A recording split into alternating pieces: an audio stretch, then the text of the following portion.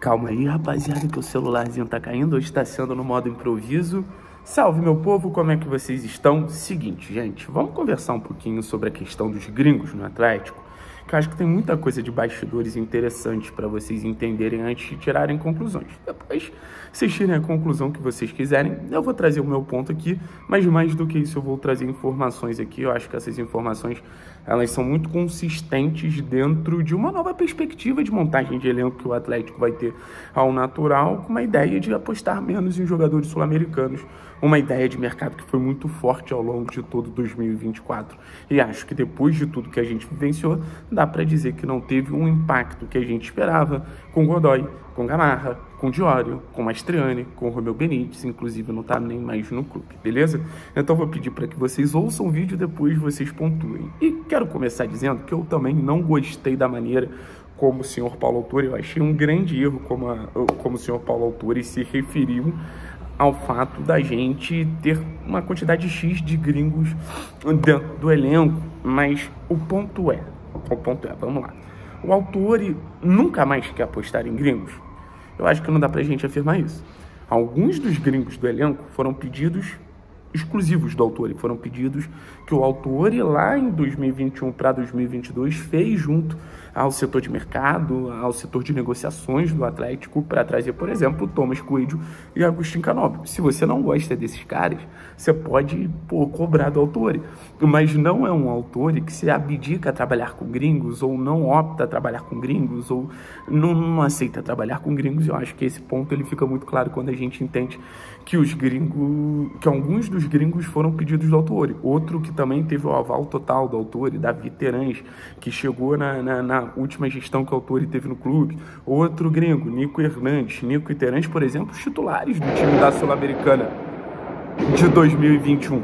Titulares do título da Sul-Americana. O Nico entrou no time e foi uma peça importante para aquele esquema de 3 zagueiros, e o Terãs, um dos principais jogadores. Outro ponto que é importante, como diretor, o Paulo Autuori foi um dos responsáveis por recusar algumas propostas de jogadores sul-americanos na última janela de transferências. O martelo já tinha sido batido sobre a situação dos reforços. O martelo já tinha sido batido sobre a situação que o Atlético não faria investimentos. Mas propostas chegaram para Zapelli, propostas chegaram para Esquivel, propostas chegaram para Lucas Diório. E o Paulo Autuori, junto com a comissão técnica, foi um dos responsáveis para dizer não para essas propostas. Então, acho que se existe um plano de aniquilar os gringos dentro do elenco do Atlético, essa proposta teria sido aceita. Assim, na minha visão, o cenário é esse.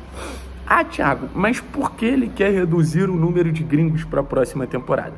O que eu pude apurar, com todo respeito, eu cheguei na conclusão, assim, conversando com algumas pessoas, que é em questão a adaptação. O Atlético, ele é um clube que ele apostou muito em gringos na temporada. Foi uma estratégia do setor de mercado. Foi uma estratégia do antigo Red Scout de olhar para mercados sul-americanos e apostar. E eu acho uma situação muito válida no sentido de o dinheiro do Atlético vale mais fora do Brasil do que no Brasil. Eu não sou a favor, em nenhum momento, de não apostar em gringos, muito pelo contrário. Alguns dos meus jogadores favoritos do Atlético são sul-americanos, e não brasileiros, né? Zapelli, Esquivel, enfim. Mas eu acho que é importante a gente entender que o processo de adaptação que aconteceu na temporada, para muitos deles, foi um processo desgastante e foi um processo que não fez a gente utilizar esses caras na melhor forma possível. Então o Atlético precisa de um lateral direito, mas o processo de adaptação do Godoy é um processo de adaptação lento que a gente não pode contar com o Godoy da maneira que a gente queria. O processo de adaptação do Gamarra, a mesma coisa. O processo de adaptação do Romeu, a mesma coisa. Isso nem avaliando se foram bons ou maus reforços. Isso avaliando que eles não estavam no 100% disponíveis no clube, porque o processo que eles têm que passar, e é natural que os jogadores passem por esse processo, é completamente diferente. A Liga Brasileira é uma liga que está muito acima das outras no futebol sul-americano. Então, o destaque do Chile vir para o Brasil, ele vai ter que se adaptar em vários aspectos. Um jogador do Uruguai vir para o Brasil, ele vai ter que se adaptar em vários aspectos. E o que não faltam são exemplos. Giai no Palmeiras, Alário no Inter, Pô, o Longo no São Paulo. O próprio... Esqueci o nome do outro lado de São Paulo também, cara. O Lourinho lá de São Paulo. Esqueci o nome, enfim. O Arezzo, que todo mundo pedia no Atlético, no Grêmio ainda não despontou. Então, esse processo de adaptação, ele vai ser necessário. Só que existe um entendimento que o Atlético não tem um elenco extenso para dar todo o tempo do mundo que esses jogadores precisam. E a gente está sentindo falta desse tempo. A gente está sentindo a necessidade desse tempo que a gente queria que esses jogadores tivessem mais prontos para poder nos entregar mais. Então, assim, eu sou zero a favor de aniquilar os gringos do Atlético. E acho que nem esse é o plano. Mas eu acho que o plano é a gente ter uma ideia de jogadores que conversem mais, primeiro, com o nível do futebol brasileiro, segundo, com características naturais do futebol brasileiro, e cheguem de alguma maneira mais adaptados para chegarem e darem uma resposta imediata. Porque não tem nada a ver com dedicação. Tem a ver com adaptação natural das coisas. Jogadores precisam se adaptar a contextos diferentes. Jogadores precisam se adaptar a cenários diferentes. Então, no final das contas, a ideia do clube é essa. A gente quer uma janela, uma próxima janela mais assertiva. Tanto a gente quanto o clube. E não é passando a mão na cabeça. Eu acho que, por exemplo, a maneira que o Atlético utilizou o Romeu, péssima.